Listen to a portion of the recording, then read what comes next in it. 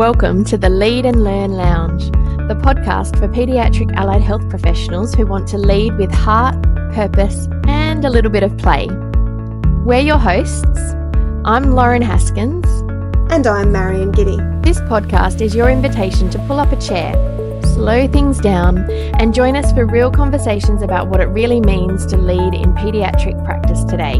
We're not here to hand out expert advice or perfectly packaged solutions. Instead, we'll be sharing honest reflections, asking thoughtful questions, and exploring the things that matter. From building inclusive teams and rethinking workplace design to understanding your own leadership style. Including if you're someone who's wired a little differently. Whether you're leading a team, leading a project, or simply leading yourself through the next stage of your career, there's something here for you. So get comfy and let's lead and learn together. Welcome back to another episode of our podcast. I'm joined with Marion Giddy from CUI Speech Pathology, and I'm Lauren Haskins from Let's Grow Together. And we are talking all things leadership in the paediatric allied health space. Lovely to have you back again, Marion. Oh, it's great to be here. And today we're talking about balancing the idea of theory and practice in leadership. This is a big one. It terrifies me a little bit, I've got to be honest. I think that you know that I am not a very theoretical person in the sense that I am all about the practical. I am all about the hands-on learning, and generally I find theory hard, but I know that this is a space that you sit comfortably in, and I always learn so much. Yeah, we're going to talk about it a lot. Yeah. Our listeners become familiar with the idea that we very much are yin and yang in this space, that we come at things from different perspectives, but I always learn so much from you in this theory and in this space. So I think it's great to be able to talk about what is this role of evidence-based leadership versus real-world problem solving, and how do we balance this out, particularly when we come from a really service-based practical background. How can we embed some of those theories, the evidence-based leadership, into that? So I'm excited. I'm terrified and excited about diving into this conversation. I'm laughing to myself because I've realized as I thought about this question, where my brain went straight to was a framework around learning. So I might share that to start with. But before I do, I what you just mentioned makes me think of just our thinking styles and our processing styles. And something I've been learning more about lately is the difference between abstract thinking and concrete thinking. And I think that's relevant here. So in my personality profiling and some of the work that I've done, I understand that I lean towards the abstract thinking. So that makes accessing frameworks and accessing theories quite intuitive. It makes a lot of sense to me. Like, remember the first time I looked at, say, the ICF model, and I was like, oh yeah, got it. Like, it just made sense to me because that's the processing style. Where for me, the challenge has been in the concrete space. How do I make that real? What does that actually look like, the practical part? And that's where, ironically, having the framework for learning does really help. And I think that maybe, Lauren, you might be on the other end of that. Totally. I'm totally the other side of things. So I think when I think about any situation that occurs, I immediately move. Well, for me, my profile is as a supporter, and so I automatically go to the who. Sure. So who can help me with this problem, and who do I need to be in that in this moment and in this situation, and it is very practical. So it's very much about the who and the what. Who do I need to get that support from, or who do I need to be, rather than the why? And so, and then if I can then have a framework that can be applied to the real life scenario. So for me, I love my acronyms. I love something that I can, visualize and to be able to see. That then helps me in that reflection process to be able to work through it. So it's the way to be able to to be able to process that. So, and I think, it's interesting because I don't necessarily go to the framework in the first instance. So it's funny. Which again, there's that beautiful blend of different styles. There's no right way, but I think you'll probably hear us say this a lot. Understanding yourself and how you approach things is I think it's really key to a lot of aspects of leadership. But coming to the framework that I was thinking about, it's not new. There's many different representations of it, but effectively these 4 phases of learning. And the framing I'm sharing comes from the coaching room and the way they present it. Starts off with knowing of a topic, knowing that it exists in the world. So that's very much from like a 4th person perspective. It's like, out there somewhere I know that that's a thing in the world, So we might, I know of leadership. I've seen some leaders. I've seen some. I love that. As a concept out there in the world. It's pretty far away from me though, And then we move into a knowing about phase where we're actually collecting some theory and some knowledge or some more detail and information about that particular concept or theory. And then we move into through practical. This is where the practical part comes in, is to move beyond that phase. Like you can study something, great, doesn't mean anything though. Right? So we actually have to get into that 3rd stage of learning at least, which is where we're starting to understand the topic. So that's where we've taken the content, we've taken the theory, and we've actually applied it to self, to our specific concrete context, to ourselves, to the team, to the project, whatever it is. And we've tried it on, right? And then that final stage of learning is when we've done that so much, it's kind of just what we do now. It's that embodied phase of learning where that's just now part of our process. And so those 4 phases, I think we share them with clinicians as well. When they're first starting their practice, is like, cool, you're going to have a high cognitive load because you're in those first 2 phases where you're just actually learning of and about lots of new clinical areas. But over time, it's easy to look at an experienced practitioner and be like, how do they even do it? Actually, where they're at is maybe in a more deeper understanding or an embodied part of the knowledge of the topic, and you only get there through process. So that's it. That's a bit of the framework. What do you think of it? Well, I like it. I mentioned I'm always learning from you and learning particularly around the ways to think about particular situations or how to approach things. And I think that's been a real learning for me. So prior to jumping on, we were talking about theories, models, frameworks. And I said to you how terrified I am. And oh my gosh, I don't know what works. But as we've been talking and as I'm hearing you, talking about those 4 phases, something that has been really impactful for me and something that was really helpful was working through a planning process with you using that integral theory framework. I remember I was going to share how uncomfortable you said that. Oh, so uncomfortable.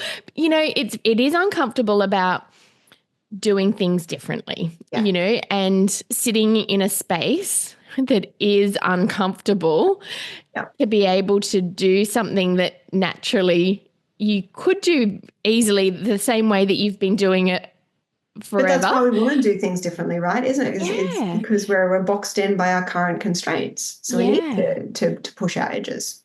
So you led me through a different way of being able to map out and to be able to plan a project. And it was uncomfortable. And I think there were a few swear words thrown in there. But, it was really helpful. And I learned a lot about myself and how to move through that. So in terms of so for those that aren't familiar with it, and you might want to jump in, Marion, if I'm not explaining it particularly well. So this is a learning for me because I'm teaching about something that I found helpful. But it's really looking at a scenario where you're putting it, and you don't need to put it into, but it's really thinking about it in terms of the 4 quadrants. And so Sorry. We'll see how I go. You can talk to what the four quadrants are, but essentially, putting reflections and documenting through a process where you're looking at the four quadrants in this framework. So from a theory perspective, that's not something that naturally sits with me to move through a framework like that, but helpful for sure. Really helpful from a growth perspective and particularly when I'm working with somebody else to be able to support me in that process, really helpful to be able to challenge myself in how I would typically have worked. And to do it a little bit differently. So, that's probably, from a evidence-based theoretical perspective, that's probably something that's been really impactful for me. Do you want to share a little bit about, those four quadrants, just in case it is helpful for somebody else to, I know you can speak to it very easily, so I'll let you share some of that. Well, I think, what you're pointing to there is, I think it makes me think of, why do we want to seek new theory, or why do we want to put it into practice, right? And it's about growth. It's about doing something differently. So that's kind of that bigger picture behind it. So I think it gives us a bit of context here. So why do I want to grow? What am I trying to do differently? So what's a particular resource, theory, framework, book, podcast, piece of information that I can seek in relation to that area to push my edges, and then from there, once you've found something that's really meaningful, that you think, I think this can help me in my situation, then putting it into practice is where the magic happens, right? So I think that's important. But the quadrants model, for those of you who haven't explored this world before, it comes from Ken Wilber's work. So Ken Wilber was a philosopher, and he has a whole body of knowledge and research out there, which you can easily find by having a look up integral theory. The quadrants model is one of his models, and I'm not going to actually go into it because we probably don't have time for that. But in essence, it's a quadrant framework that helps us.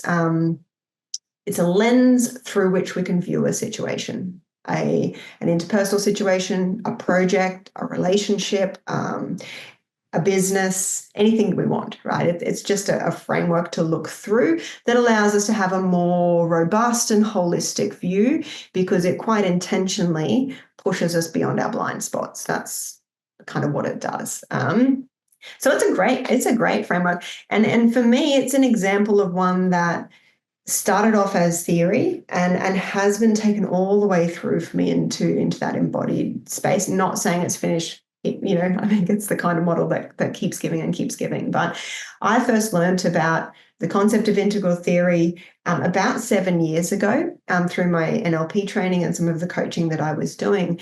Started reading heaps of books, listening to podcasts, watching YouTube videos. And I don't listen to podcasts very often, actually, but when you find something good. And so I was collecting a lot of information on integral theory, its application to allied health, what it looks like in leadership, what it looks like in business, and how to actually practically use some of the frameworks and theories from it in the day-to-day. So that was that first 2 phases, right? Knowing of and then knowing a bit more about. And that included going to trainings. So I've been to integral leadership training. It included reading books. It included acquiring the knowledge, knowing about. But the magic for me, and certainly for Kui, has been in those next 2 phases around actually applying it. So we've been actively using this framework to plan projects, to look at business strategy, to look at interpersonal relationships, to look at cultural development in the team, all sorts of things. We just run it all through this model. And it allows us, as I said, to see beyond our blind spots, which is really tricky to do. And because we've been doing that for so many years, it's now become part of our culture here at Kui. I'm not the only one that references the quadrants. It's not just the leadership team. It's actually the entire team understands and uses this model in self-reflection and in our team as well, in a variety of different ways. And that process of actually embodying it and trying it on is absolutely where the magic happens. And for me, I think in our leadership, we'll probably find one or two across the years that we actually go all the way through that process. And I think most people in stepping into some sort of leadership or management role, you're going to start reading a few books. You're going to want to maybe listen to some podcasts. You might go to some trainings or some leadership courses, but not all of it is going to stick. Not all of it is going to resonate or be applicable in your context. And that for me is one that I've, stuck with. It's been a 7-year learning journey so far with more to go. And yeah, my question I had for you, Lauren, is what's the one for you that, whether it's a book that you've read or a seminar or a course or a training that you've done, what's the leadership theory or framework that you've applied and you feel like you've really embodied? Yeah, I think, and I'm going to throw it back to you in a minute for the reverse, and you'll see why. Because so I mentioned that from a framework perspective, really using that quadrant model was the first time that I had consciously and with your support applied a framework and stepped through that journey. But that being said, there's been lots of times where I've, come at it from a very different perspective and, very practical and, that's how I tend to approach things. So I would say certainly, so where my question's going to be is... No, I don't. I have a follow-up, but that's okay. Okay, so my question was going to be, and I'll answer your question, so while I'm answering, you can be thinking and processing too. My question to you was going to be around where have you not used a theory or a model or what has been a practical real world experience for you that has challenged you to be able to approach things differently to how you would typically approach it. So you can continue to think about that while I answer. So I mentioned about how I really appreciated the opportunity to be able to look at it in reverse and to be able to use that quadrant model from a framework perspective. Something that I've found really helpful, which leans into my natural way of being able to approach leadership and particularly in this allied health space, it's something that technology has really helped me. So where I do listen to a lot of podcasts, I do listen to a lot of Audible and listening to audiobooks quite a lot. I read quite a lot, but something that's been really helpful as a verbal processor is I use AI technology and I have conversations with AI, and that's been really helpful to be able to journal from a verbal perspective some of the experiences that I have on a day-to-day basis, taking some time out. There's a fabulous individual called Craig Smith. So he works for Positive Partnerships and in that technology space. And I watched an incredible TEDx talk that he did, and he talked about walking and talking, and that's what led me to be able to start doing that a little bit more. And it's been a game changer for me in terms of how I undertake that reflection process and getting me to be a little bit more thoughtful and reflective in that space, in that leadership space. So I would say AI, doing some journaling. For me, it's about verbalizing that rather than necessarily writing it down. I do have some documents that I have that I do pull together as a reflection and as a journal kind of piece. But being able to get all of the thoughts, and I have a lot of thoughts, we've spoken about that in the past. There's so much thoughts, but really getting it out and to get it into a centralized space has really been a game changer for me as a leader, to be able to prioritize what those thoughts are and then to be able to then to action that as well. So a really different slant on it in the sense that it's actually the same process though, isn't it? Right? Because you've heard of ChatGPT or you've heard of AI tools, you've learned a bit more about specific tools and how to apply them or what it could look like, And then you've actually done it. You've had the conversations, you've built this into now part of your toolkit and your repertoire, and you're probably in that understanding phase, right? Of really understanding the implementation of that piece of theory, I think when I think about where have I not done that? Well, AI. I think we will hear of in our roles so many concepts and ideas. And I think that's the thing. Theory doesn't have to be big fancy trainings. It doesn't have to be long, lengthy books or research articles. It might be, right? But it's anything that's conceptual. It's anything that's not grounded or specific. It might be, reading Dare to Lead and just getting that concept of clear is kind, being like, right, okay. And that's where I was laughing before, Lauren, because I'm like, I would challenge it back that you haven't done this, because gosh, I reckon you've done this so many times where there's been a concept that you've read or heard, and then you've applied that in your roles. And that's what this process is about, I think that for me, areas that I struggle with application of theory to practice, like my primary area is with marketing, I think. And my role in the business is marketing. It's a big part of what I do. And so I've had to really kind of grapple with some of the concepts and shifting them through this process. And that's a work in progress for me. It's not something that lights me up, but it is a necessary part of my role. So it's developing a little bit more, trying to shift through those stages, but getting it into that practical application is a work in process for me in particular. I'm sure there's some great, you could probably tell me all the great marketing concepts, or I can tell you what podcast to listen to and what, I know you love this area much more than I do. But, different roles are going to require us to gather information and then apply that information in different ways, whether it's as a clinician or as a mentor or as a leader or as a manager.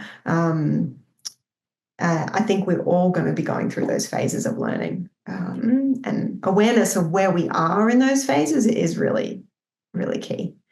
And I think you touched on it, being open and aware of where you are in those phases, but also being open and willing to try things that might not necessarily sit in your wheelhouse, to be able to experiment with different ways of doing things. So we put together some cupboards at home, during the week, and we've got different ways of approaching things. My husband likes to read the instruction manual from cover to cover before we even get out any of the equipment. And I'm in there starting to hammer things together and, turning things upside down. So I think it's that awareness of everyone does things differently.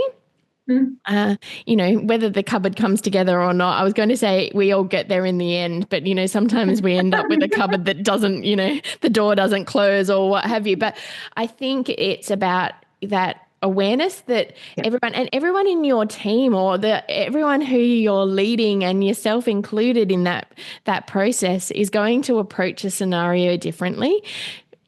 You and I, we might approach it differently, but we're going to get there in the end. We're going to get to an outcome.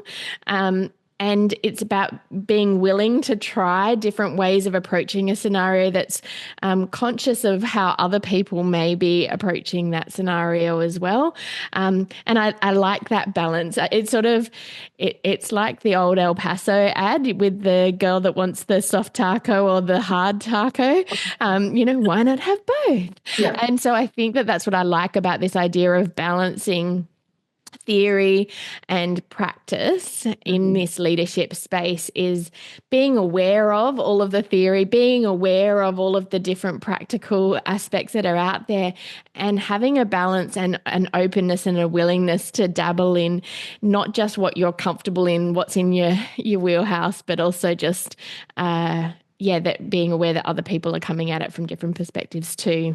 Absolutely. And I think I should plug in my laptop before it dies, but it's easy to talk about embracing diversity, and just in a general sense, but this is a real practical application of that. Human beings are different. We do approach things in different ways. And you know, I know we're going to talk about culture and embracing diversity, and also looking at tensions in teams at a future date. But I think the awareness piece is really critical, because it allows us to communicate our process.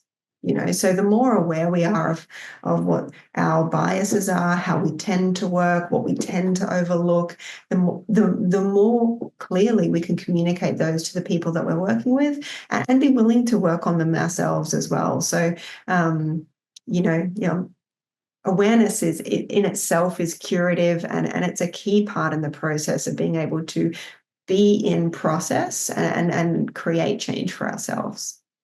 Yeah. Love that. To round out this discussion, if you had to have one, and it's hard to nail it down to one resource, one thing that you think that our listeners should look up, research, look into a little bit further, what would it be? Well, it's always going to be Ken Wilber's work. Word of warning, it's not for the faint-hearted. It is a whole world in itself. But I think if you can find some, you know, some concrete examples on the application of that quadrants model, because certainly if you just look at it, it's a little bit esoteric. It might be a bit, it's pretty abstract, but there was actually some really beautiful research emerging in its application in the health space, in the medicine space, in lots of different ways, and it's pretty groundbreaking stuff. So that'd be my go-to. Read a bit of Ken Wilber's work and see how you go. Yeah, love that. What about you? Yeah, for me, I would say Brené Brown. Absolutely adore Brené Brown, but in particular, I've read all of her books, but in particular, I really liked Atlas of the Heart. And I really enjoyed the Netflix series that they did on Atlas of the Heart, and it really looks at the language that we're using as part of our interactions, and it talks about the opposite of particular words and language that we're using. So I think in this leadership space, the language that we use is really important. Absolutely. And you know, Brené Brown talks about a lot of different concepts and a lot of different ideas in her work. You know, the basis of it is around vulnerability and shame.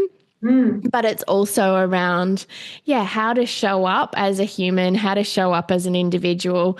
But I think in our space, and in a space where we're talking about leadership and we're talking about interactions with others, the language that we use is really important. We know that as speech pathologists. Yeah.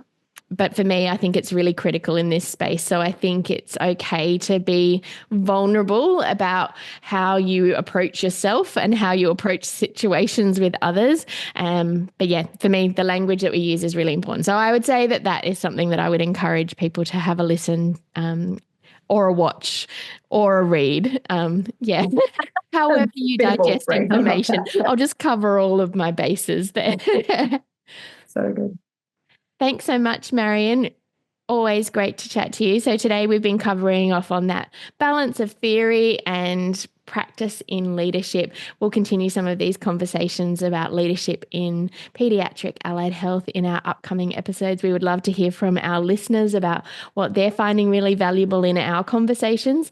If you've got some questions, if you've got some comments, we would love to be able to embed those into the conversations that we're having, and stay tuned for upcoming episodes. Thank you.